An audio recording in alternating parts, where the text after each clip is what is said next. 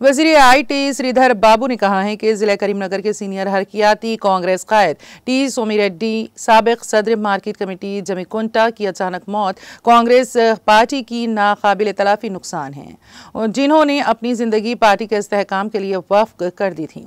रियासती वज़ीर D श्रीधर बाबू ने आज जमीकुंटा टाउन में मुनक्किदा सोमिरेड्डी के ताज़ियती जलसे में शिरकत की, जिसकी सदारत पार्टी उमूर इंचार्ज V प्रणव बाबू ने की।